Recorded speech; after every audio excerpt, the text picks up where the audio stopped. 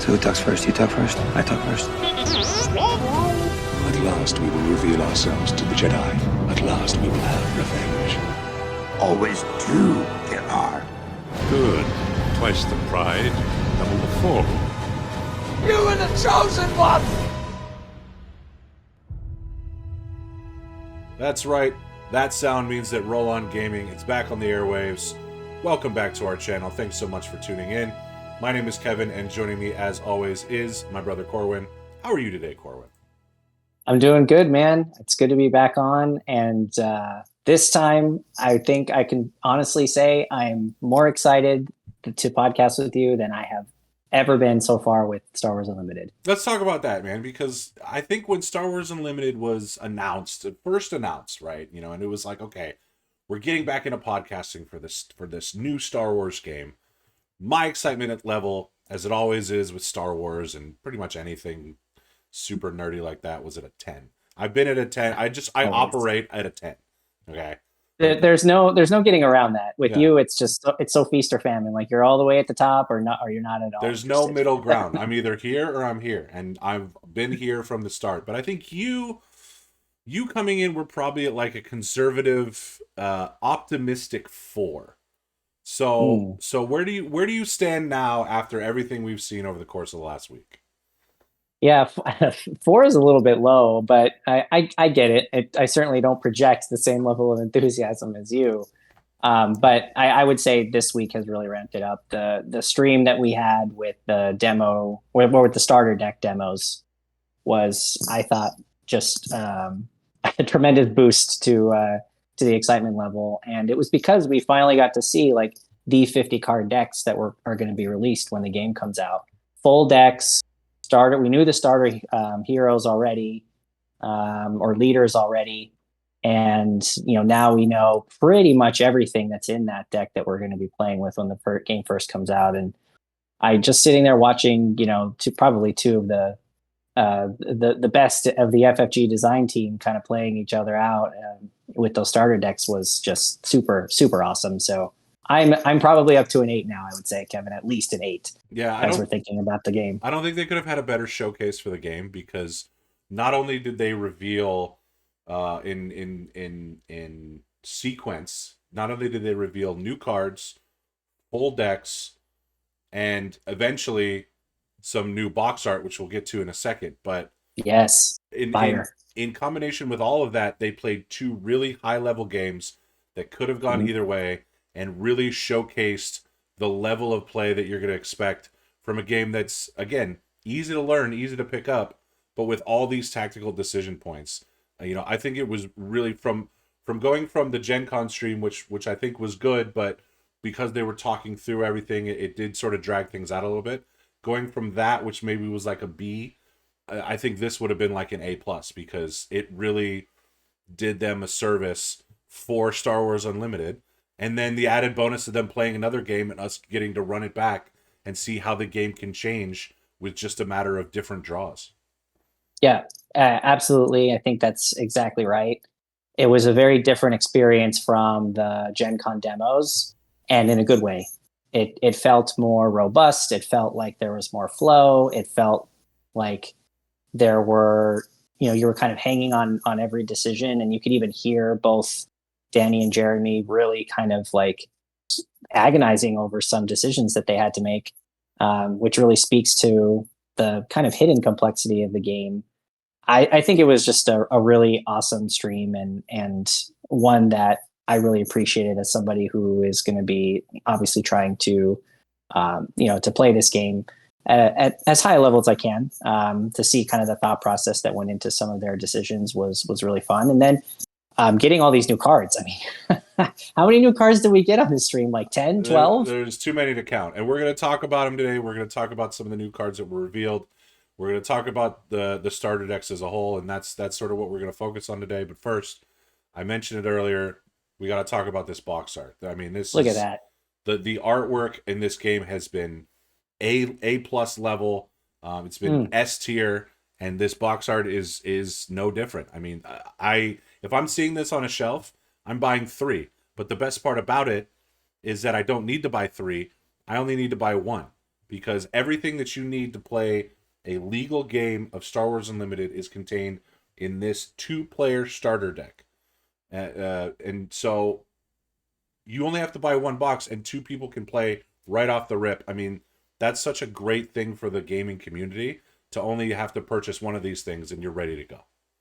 Yeah, I mean, it really lowers that barrier to entry, which I think is something that's super important, especially because, you can kind of tell they're trying to attract casuals just as much as competitors. And so you want to make it easy for people.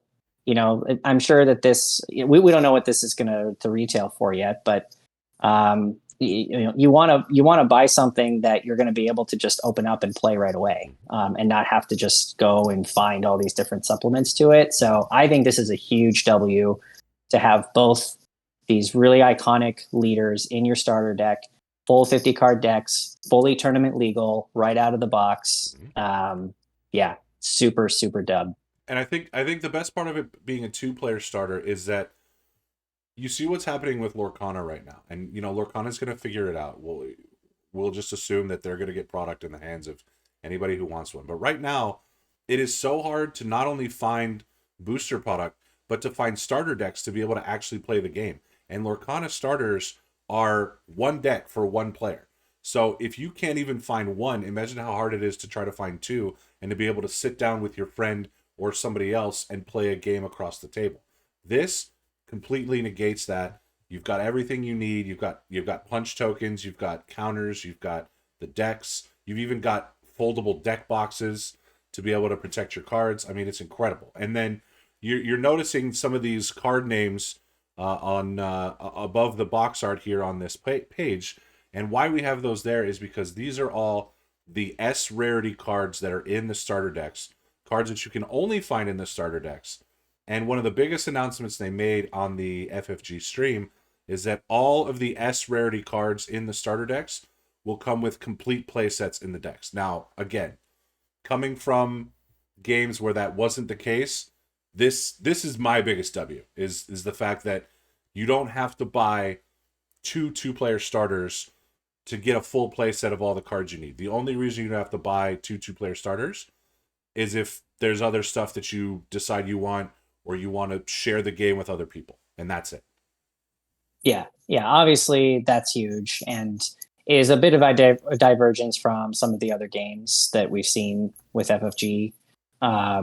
But I think it's definitely a really good, again, way to lower that barrier to entry, allow people to get really good cards in their hands right off the rip and have that full play set, and then let them go out and supplement with boosters. But at least you've got these really high value, in terms of the rarity of them, high value cards right away.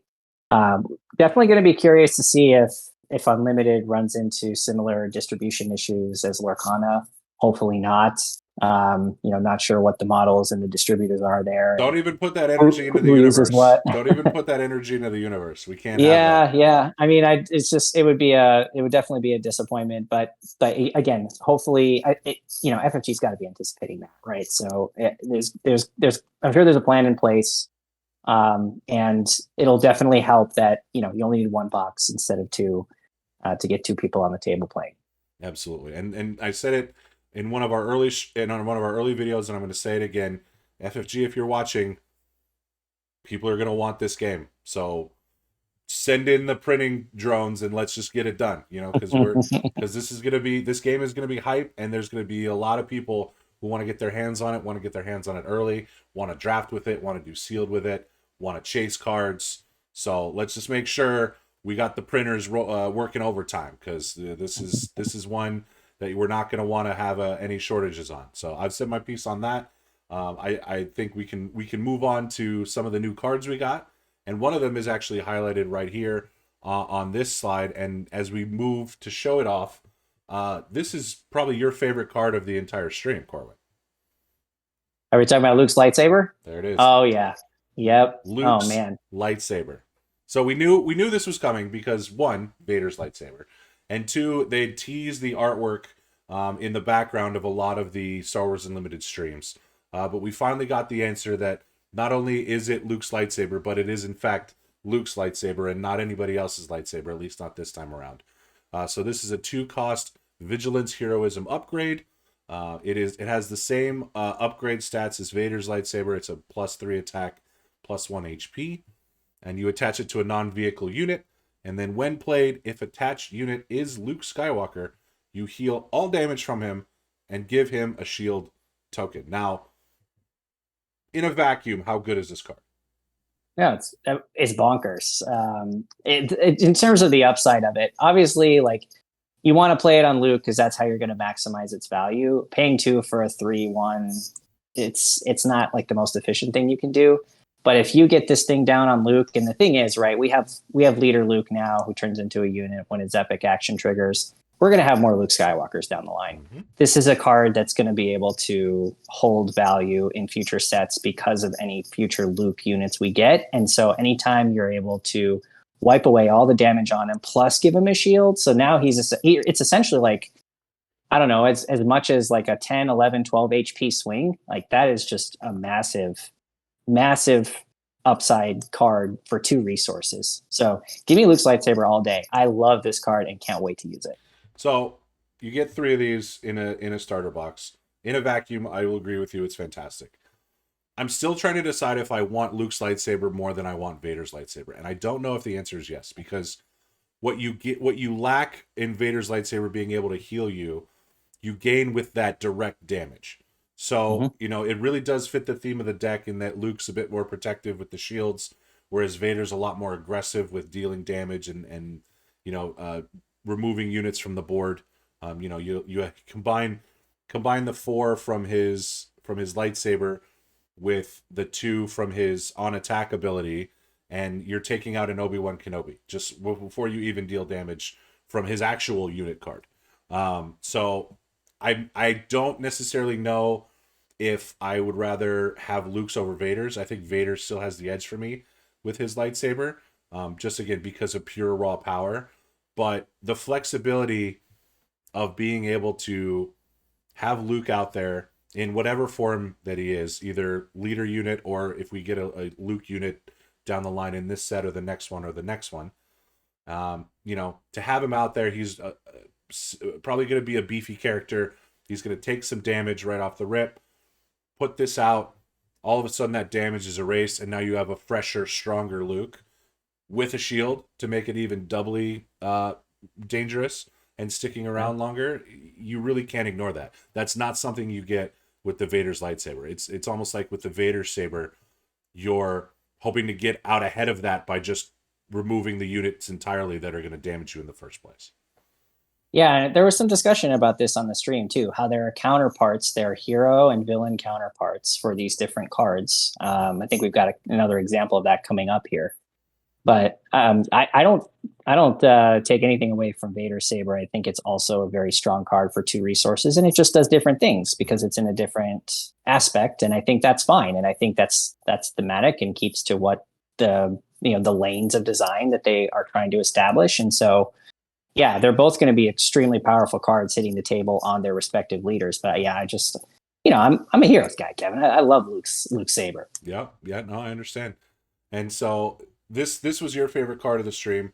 I want to talk about my favorite card of the stream, which was Overwhelming Barrage. Now this card, you recognize the artwork from all of the Fantasy Flight Game streams because it was starting all their unlimited streams for a while with that big rousing intro. This is a command villainy event, 5 cost. It's a tactic, this card. Give a friendly unit +2/+2 for this phase, not for this action, for this phase. That's important.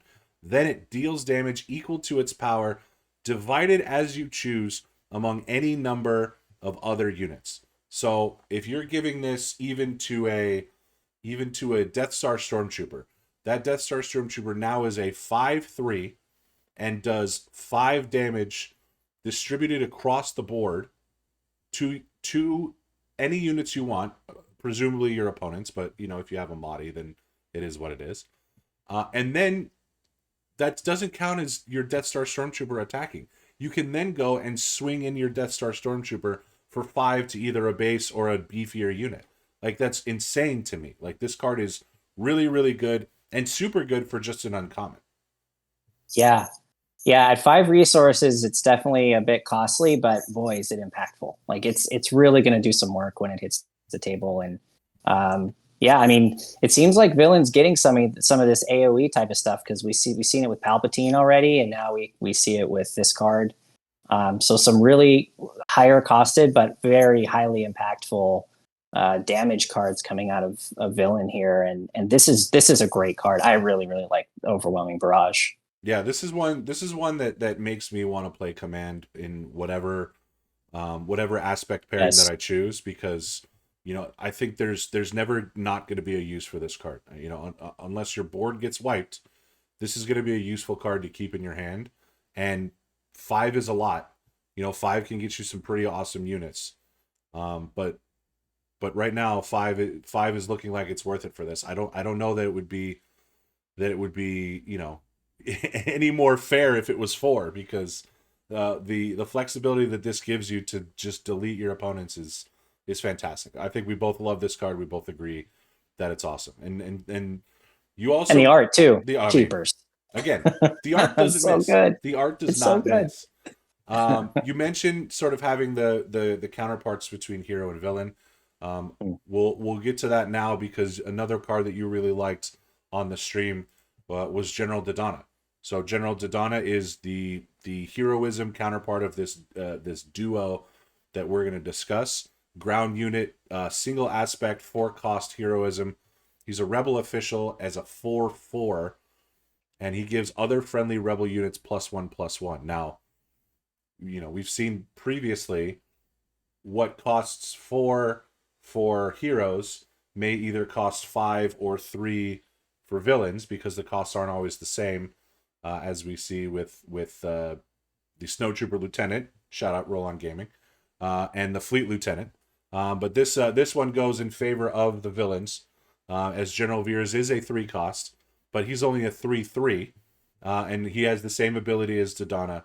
Other Imperial units get +1/+1. So now, side by side with Dodonna and Veers, which one has the edge? Probably Veers. I mean, the one less resource cost is pretty big, considering that the ability is the same. Assuming you're running these, Imperial or Rebel deck, of course. But being able to drop Veers turn 2 seems pretty good. And then, he's a little bit squishier than Dodonna, but it's essentially the same ability that you're paying for. So the reason I'm really excited to see these cards is because I'm hopeful, as I'm sure you are too, Kevin, that theme decks will have a place in Star Wars Unlimited. Mm-hmm. And I really am curious to see if Rebels and Imperials, at least in these two cases, if this type of card is enough in combination with everything else that eventually we'll see in the set to really make those types of decks viable, or if it's just going to be kind of a more of a niche thing. What do you think about that? So I think that we've seen a lot of support for specifically the Rebel and Imperial tribals, and I think that's a win, because they've said on numerous occasions that they want to encourage people, but not necessarily mandate people to think thematically. And so, sure, you can put a deck together with all the best cards and probably, have some sort of success. But when you see things like General Veers in combination with things like Tarkin, which lets you search for Imperials, with things like Maximum Firepower, which lets you leverage your Imperials' attack power to your advantage, with things like Snowtrooper Lieutenant, which lets you attack for even greater power with your Imperials. All these things together are hopefully going to provide you that extra edge of not necessarily playing what everybody else might be playing, but still being able to compete at a high level because you have these synergies that others may not have. And then the same goes with Rebels. I mean, you're talking about Dodonna and some of the other characters that give Rebels the synergies. I tend to think Dodonna might be a little stronger here, because what I'm finding is the difference between 3 damage and 4 damage is actually pretty significant so far with the cards we've seen in Star Wars Unlimited. There are a lot more cards that can deal 3 that can deal 4 in one go. So I think, yes, you're going to be waiting a little longer to get Dodonna out. But once he hits the table, I think he stays around a little bit longer than Veers does. And when that's the case and you're getting that passive ability with Dodonna, I think that's a benefit. Yeah, I could see that. I mean, I tend to favor just kind of getting the card onto the field sooner. But at the same time, the 4 resource cost does allow you the extra turn to sort of build up some additional units that would trigger with visibility. So I get that side of it. Regardless, I think they're both. It's great to see both of these types of characters in there. And so the question then will later become if you kind of have to have some sort of theme to your deck to be competitive, or if really it is just going to be kind of something nice to do and that might have some fun tricks but isn't really going to compete for top spots. Time will tell, but I'm kind of hoping it's the former. Honestly, it would be pretty cool to see some beefy, like very focused thematic decks in the meta.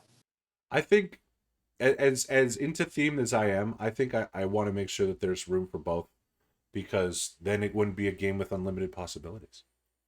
And that's what we're talking about here. So again, these synergies are awesome. You liked the Dodonna Veers sort of dyad, if you will. Another card I really liked, again, you're going to notice a theme here because all my cards that I like are villainy cards. I was a big fan of not this card. This card is actually one that you liked as well. But I really liked it in the sense that this is one of our first cards that has multiple keywords. Saboteur and Raid is such a strong combination. And this Rogue Operative being a ground unit for 3 cost and almost always attacking as a 4/4 with Saboteur. Wow. I mean, this was doing some serious work on the stream, especially when Danny, brought out a wing leader and made his Rogue Operative that much stronger. Then all of a sudden he was threatening as a 6/6 for 3 costs. Like, incredible. I mean, this Rogue Operative, really one of the stronger cards that I've seen in the Heroism faction. It does have that double aspect with Cunning, but it is Rebel and a Trooper, so there could be a lot of synergies that are online once we get a wide variety of cards to see where we go with the Rogue Operative. Yeah, I mean, I love this card. Yeah, I think you said everything that needs to be said. It's a Rebel, so it'll trigger with Dodonna and get the extra power to go along with the Raid. And we haven't seen a whole lot of Saboteur yet, but seems good. Yeah. Seems like a pretty strong ability. Just a really solid card overall, and definitely did a lot of work on that stream. I think Sentinel is going to be very popular early on because of the protection it provides. So I think having that flexibility with Saboteur to either get around Sentinel or to blow up shields if shields become too strong. Yeah, not a ton more I can say about Rogue Operative other than this is going to be one to watch and a common. So sweet, like load up on Rogue Operatives early, because this is going to be one that's going to have a lot of flexibility. So now we can talk about the card that I really liked, which was Gladiator Star Destroyer. Now this card may be a little behind cost curve. I mean, it's 6 cost card for a 5/6, but it is a Star Destroyer, and that makes me happy. So that's why I like it. I really do like the ability. Again, this is another command card. I'm very much finding that command is the aspect that just screams, you want to play big things, so we're going to let you play big things. And that's sort of what you're getting here with the Gladiator Star Destroyer. 6 costs for a 5/6, as I mentioned.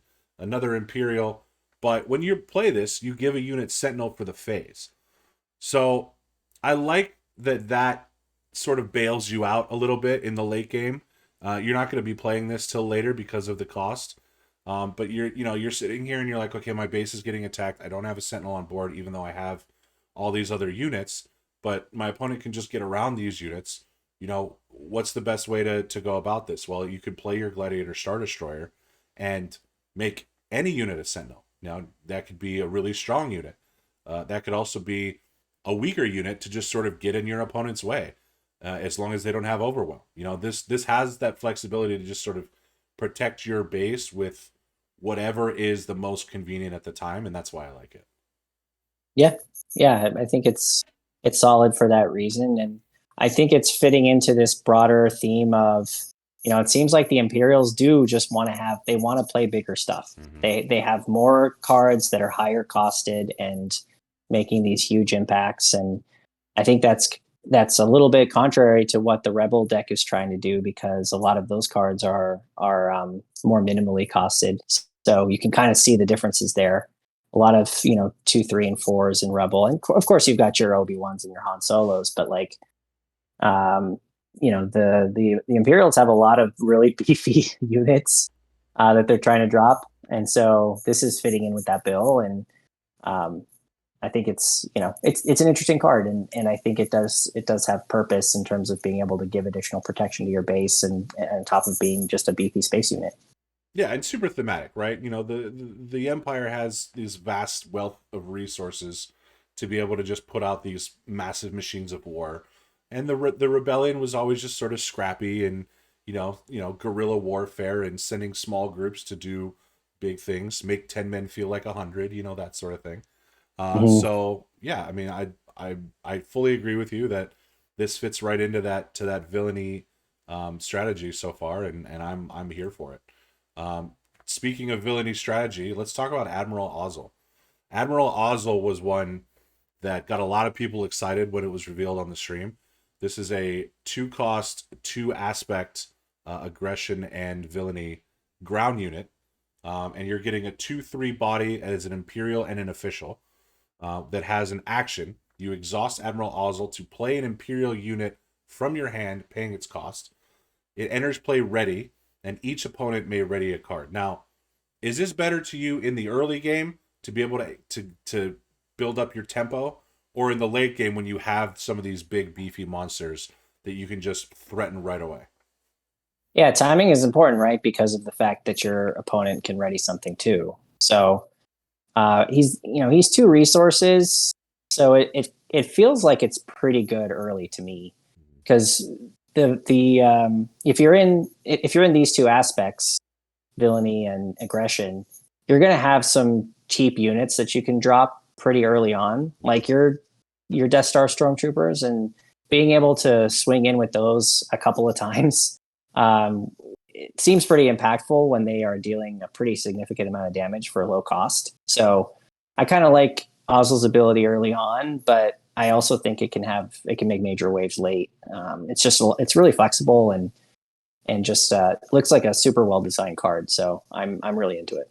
This is one where you're happy to see it in your opening hand, and you're happy to draw it on a turn 6 Tarkin as well. I think so. Yeah, because it has a lot of utility no matter when you pull it in the game. Yeah, I agree, and again, for something so simple, it is really cool art. Like with the Star Destroyer bridge behind him, like, man, I love the composition of this artwork piece, and it just like it really screams Ozzel. It's like he's sort of like he's there, but he's also like you can tell he's just sort of bumbling. And I'm in. I think they mentioned that this was Jeremy's design too, primarily, right? On the stream, I think that's what they said. This does have Jeremy written on it. Very Jeremy. At the very least, he had a hand in it, so that's nice. But yeah, Ozzel, love Ozzel. I love the tempo he's going to be able to provide, especially when especially when you have the initiative. Really good stuff. Let's move on to some really incredible events for cunning.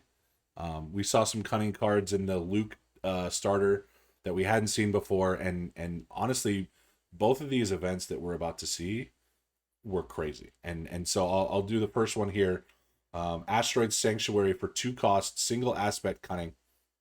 It's an event trick, and for 2, you get to exhaust an enemy unit and give a shield token to a friendly unit that costs 3 or less.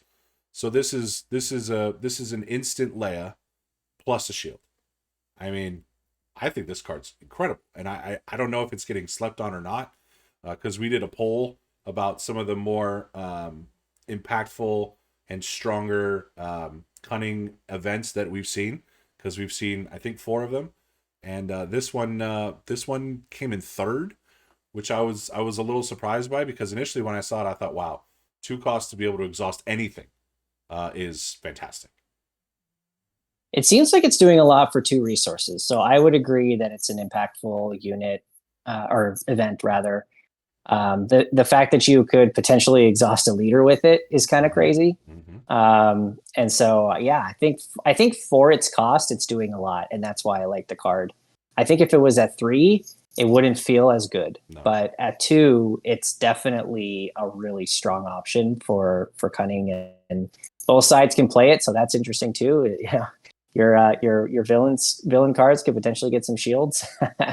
But yeah, I think this is definitely one to keep an eye on, because I feel like it packs a lot of punch for 2 resources. Yeah, and I think that if it was 3, you'd just rather play Waylay every time. Right. But for 2, I think it does everything you want it to do. But I spoke about the poll. The card that was the overwhelming majority of votes that everybody thought was the strongest event in cunning was this one, and that was Shoot First. Now, I will agree that this card is incredible, so I'm not knocking it in any way, because for 1 cost, single aspect cunning, you're getting another event trick that lets you attack with a unit. It gets +1/+0 for the attack and deals its combat damage before the defender. So you're getting Han Solo on demand for any one of your units. Fantastic. Yeah, can't argue with that. And the art is cool. It's the exact art you would expect to see for this type of card, the exact scene from the movie. So that's awesome to watch too. But yeah, Shoot First is definitely something that is going to be for 1 resource. Again, like, these are low cost event cards that are going to give you a lot. So it makes me excited for kind of the trajectory of events going forward with the rest of the set, and how, because I think we've talked about this before, Kevin. Like, if you're playing an event, that means you're not putting a unit down on the field. You're not giving an additional kind of health, so to speak, to yourself and your base. But at the same time, if you're able to get these tricks off for relatively cheap, that is going to feel almost as good, if not better. So Totally. Kind of judging and seeing where events are fitting in comparison to the units you could play is something I'm very much focused on and keeping an eye on. These 2 that we just have talked about seem like really, really good options, as and don't feel like you're taking on a ton of opportunity cost to play them. So this is an automatic 3 of in any cunning deck. I think that goes without saying. But this ability, and by extension Han Solo's ability, I mean, is this the strongest ability that we've seen in the game revealed to this point? Of all the cards that we've seen, the damage dealers, the sentinels, the experience tokens, these 2 cards are providing a mechanic that is going to work in your favor 95% of the time if you sequence it right. Have you seen anything to this point that rivals that in terms of power level? I would say the Super Laser Technician's ability might get there. That's a good, because the ability to give yourself an extra ready resource is nuts. So I really like that. But it's a point well taken. When we saw Han Solo spoiled, I think both of us kind of went, "Oh, this is not something we thought was possible." And here he is, being able to do all of his damage without taking any back potentially. So yes, I think Shoot First is very strong when it comes to what we've seen so far. I think I'd give Super Laser Technician the edge, though. That's fair. I think in terms of combination of abilities, I think the best card I've seen to this point has been Obi-Wan Kenobi. But again, that's combining Sentinel with the when defeated ability. So I don't think that necessarily matches up to either this Shoot First ability or Super Laser Technician. But again, you can't really go wrong with any of that. I think there's a lot of design space here that's being explored that has the potential to be really strong, and it's cool to see that you can get that for either 7 with Han Solo or 1 with Shoot First. And that's pretty great. You mentioned Super Laser Technician. I want to get it to 2 cards here that are also going to be found in the starter decks, but were not revealed on stream. They were actually revealed by rolling dice and taking names.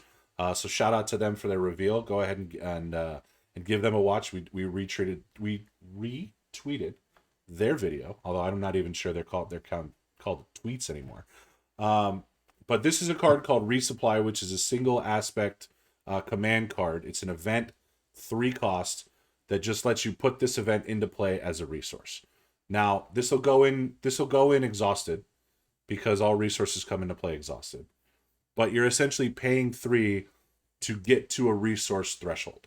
And it was pointed out to me on Discord that this is really useful when you need that 1 extra to get your leader deployed.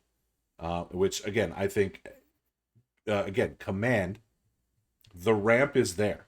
We've seen it with Super Laser Technician. We've seen it with Resupply. They're giving you the tools to play the big stuff, and I love it, and I'm here for it. Give me all the big things. Yeah.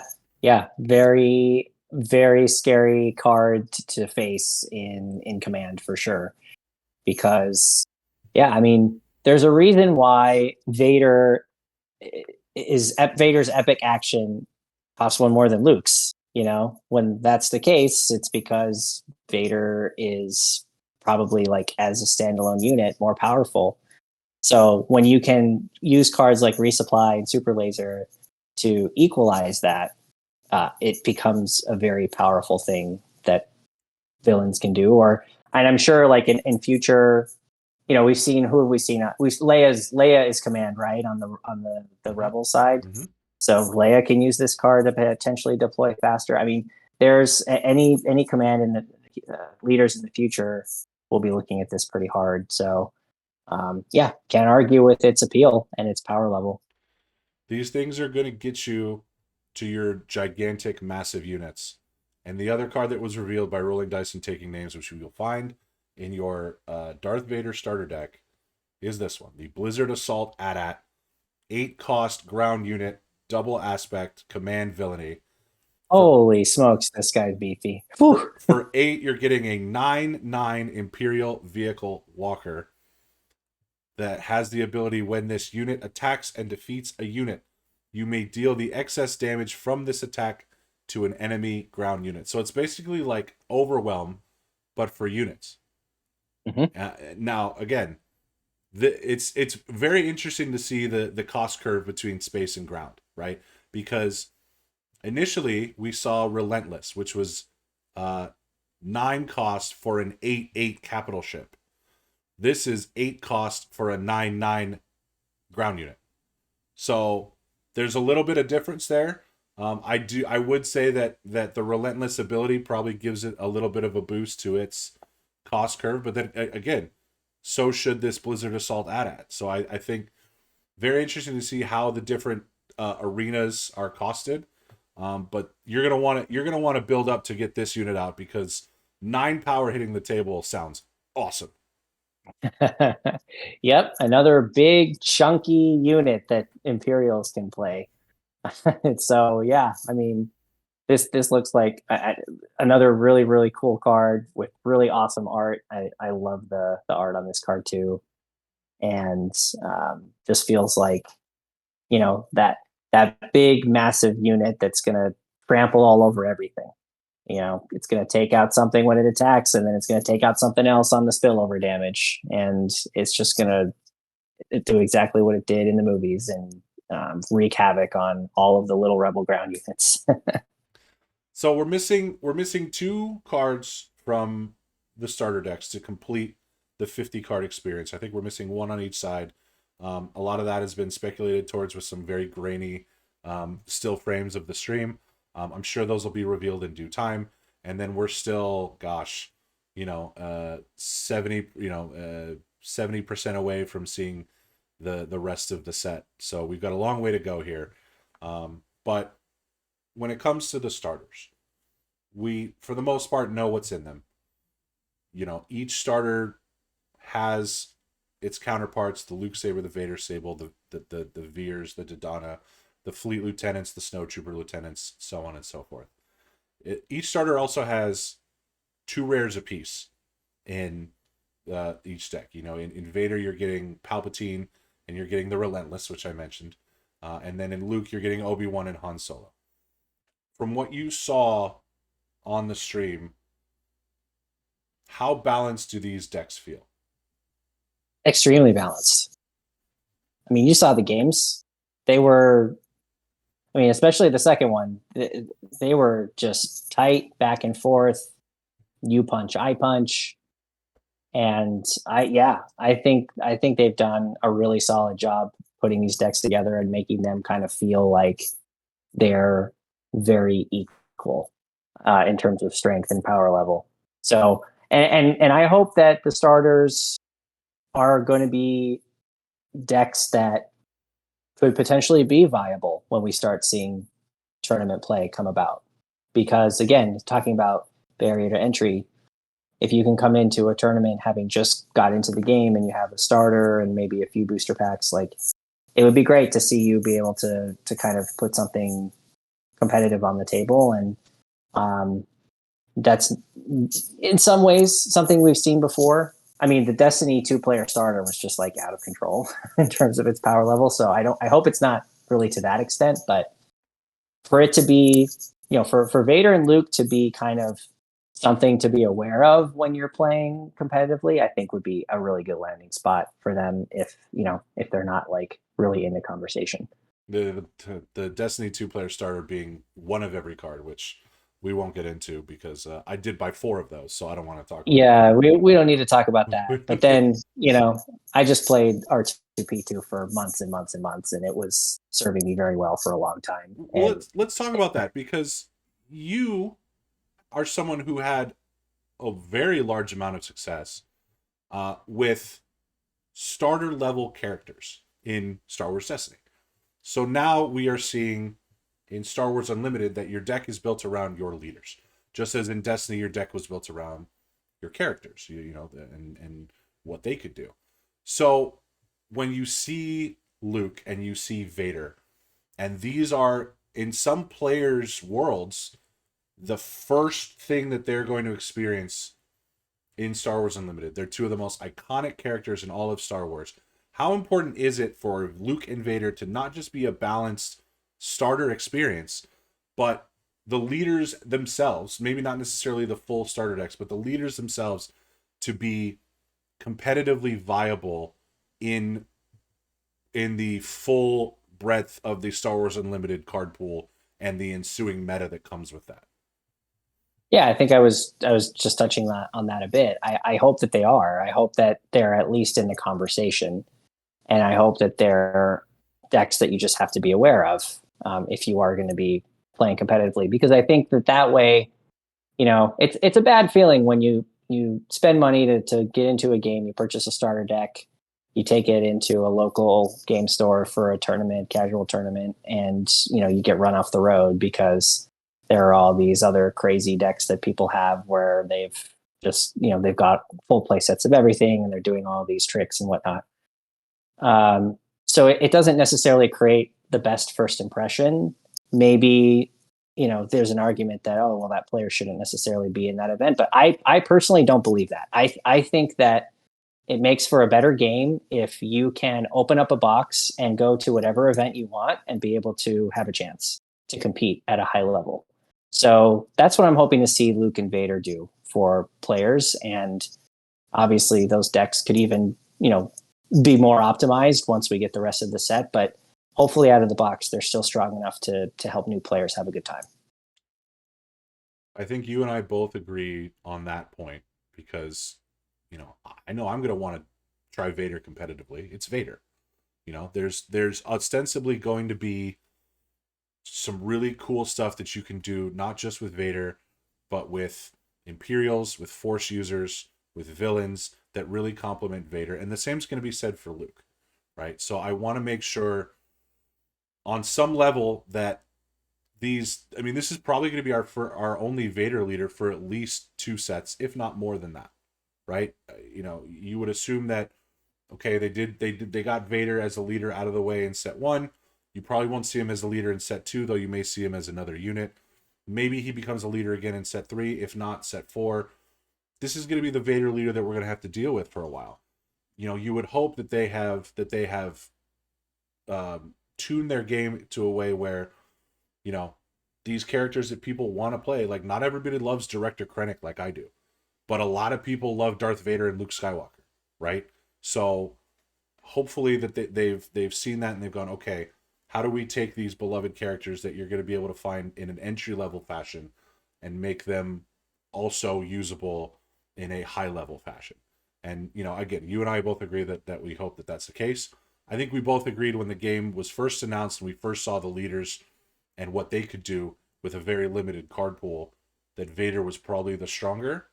Now that we've seen more cards, where do you fall on that? I still think it's Vader by a nose, but some of the things that Luke can do with shields is really, it's really what kept the Luke deck alive in those games that we watched, and ultimately the Luke deck won both games. Yeah, I think it just kind of feels like that sort of battle where Luke is just going to scramble to survive. And if Vader has time to build himself up with all of these big beefy units in his deck, then it's game over. That's just kind of how it feels to me. And so I think I'm still giving Vader a slight edge as well, because some of those power levels are just insane and can't be matched by some of the Rebel cards. I mean, Han Solo's great, but he's not coming in at a 9/9, or he's not spraying 6 damage like Palpatine is doing. Like it's it's going to be interesting to kind of play some games once we get the cards in our hands and see if that actual play is backing up these statements. But at first glance and with the knowledge we have so far, I still think I'm giving Vader a slight edge too. Yeah, I think the Luke deck has the best card of both decks in Obi-Wan, but I think the Vader deck has the slightly better leader in Vader. But time will tell. I mean, it remains to be seen what we're going to get. With that being said, again, we're getting a little bit into the starter versus competitive argument here. Do we think if Vader is the stronger leader of the two starters, that he is on par with a card like Boba Fett? And this is one we haven't had a chance to talk about. Boba Fett, the cunning villainy leader that was revealed, that is not as strong as Vader stat-wise. I mean, you look at when he deploys, he's a 4/7, but the action economy that you're going to get by readying your resources with this Boba Fett, and you get it potentially 2 rounds earlier than you would get a Vader, unless the Vader's ramping. Where do you stack up Vader and even Luke on a power level scale with Boba Fett with what we've seen so far?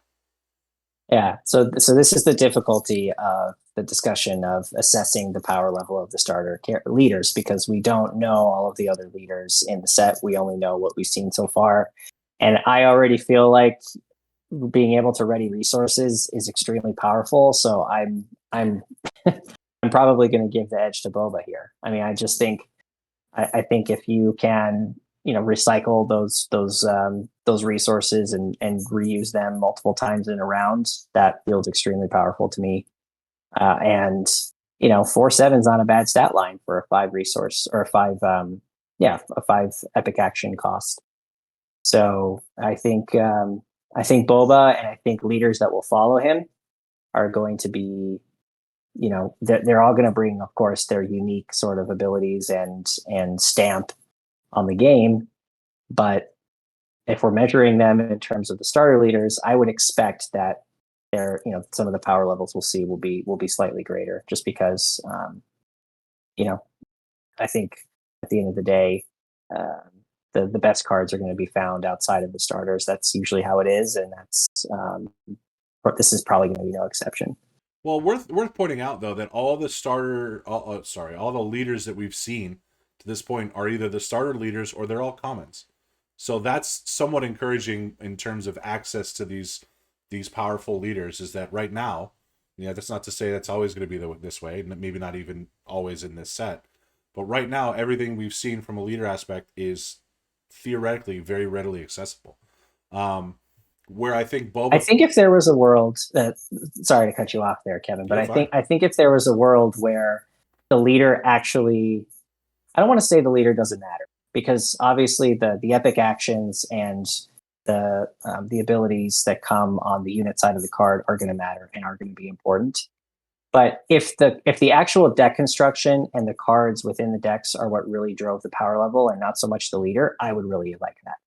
I would think that would be a really good model. Like if all the leaders were commons and then you just made these really like tailored decks for each type of leader and ability you were trying to take advantage of, that would seem like a really strong and balanced way to do it. So maybe, if we see that, I think I'd be thrilled, but we just don't know. We just don't know at this point. I agree with that to a point. I think the model of making all these leaders, regardless of their power level, something that's accessible, is, I mean, again, it's the leader is the central focal point of your deck. I mean, I think you're not going to want to necessarily put yourself in a position where if you have like one legendary leader per faction, and those are the best leaders, that all of a sudden it becomes more pay to win than it would be otherwise. And that's not something you necessarily want from a game that's supposed to cater to everybody.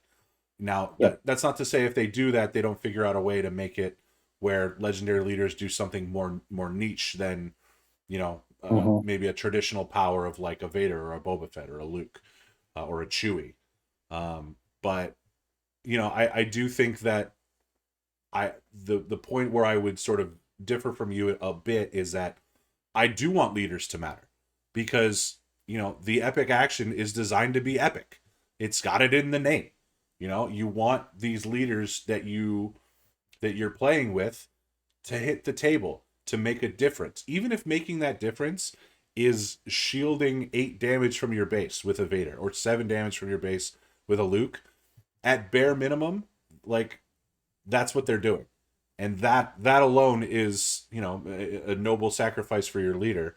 But also, it's going to be a feel bad if, you really want to play Chewie because he's your favorite Star Wars character, and then Chewie hits the table and it doesn't matter at all because your deck is so finely tuned.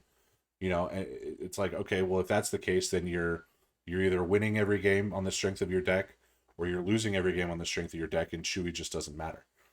So I do want leaders to provide that jolt of energy that I think they're selling with Star Wars Unlimited when they hit the table. And so, like, you get that so far with all of these. I don't know. I still don't know about Krennic, but I'm still going to try Krennic regardless. Don't get me wrong. They make a really sick Krennic hoodie that I saw today. I'm definitely going to get my hands on one of those for when locals pop around, so I can just wear my Krennic hoodie. There you go. And make it happen. But anyway, getting off track. I think leaders need to have an impact. I think where Boba could falter in the face of a Luke or a Vader is we don't necessarily know that Underworld or Bounty Hunter, which are Boba's traits, are going to get the same level of support as Rebel and Imperial, or as even official.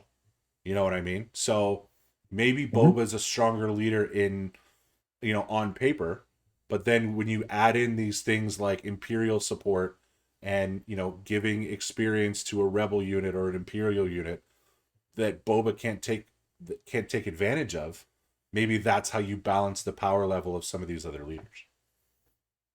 Yeah, I think that's right. And I don't think my argument is that the leaders shouldn't matter. I think that my argument is that the leaders are just another vehicle to enhance what the rest of your deck is doing. And if we can, if we're able to reward creative construction and just really like having the leader's ability and an action kind of fit in seamlessly with everything else that you're doing, which maybe that goes without saying. But both leaders are going to hit the field during the game. That's just going to happen every time. And they're going to do powerful things, and they're going to be things to be reckoned with on the other side. And that's just a certainty, unless you're playing, 7-minute games, which we haven't seen yet. But we're going to, the ramp is going to happen. You're going to deploy. So then the question is, what happens when you do, and how is your deck supporting you when you do? And I think if, I think at that, from that standpoint, every leader sort of gives you that baseline to work from, and then you just kind of go in different directions from there. fair. Yeah, that's fair. I definitely want creative deck construction to be rewarded in this game, and from everything we've seen, that's what it's doing. So I'm very pleased with that. But we're here now. The starter decks have basically been revealed. We still don't have a release date. It's still 2024 for all we know. There, from everything we've heard from, the folks at FFG that we spoke to at Gen Con, they're going to keep a steady stream of reveals coming. By the time this episode drops, we'll probably see the next of the 4 Vigilance cards that they planned on teasing.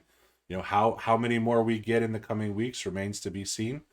But this train is continuing to move, and it's nice that you're catching up to me in excitement level here, because pretty soon our group texts are going to be full of nothing but us ranting and raving about this game, and honestly, 2024 can't come here soon enough, man. I'm ready. Well, it's about to be September, so I mean we're getting there. We're definitely getting there, and obviously, I think we're all hoping for the earlier side of 2024.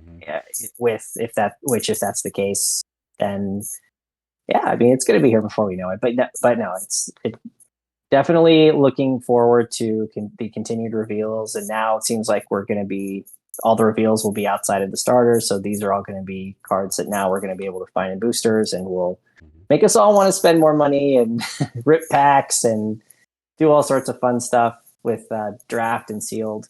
The more I think about draft and sealed, Kevin, the more I feel like that's where I really want to land on this game when it first releases. It's just like that's the way I really want to build my collection, I think.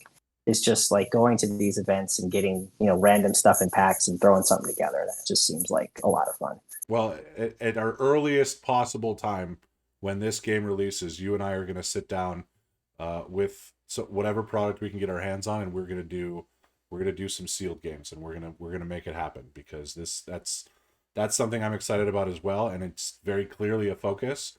So we're gonna take full advantage of it, and we're gonna play some games, and we're gonna post that video and just show off the awesomeness that is sealed Star Wars Unlimited, whatever form that takes.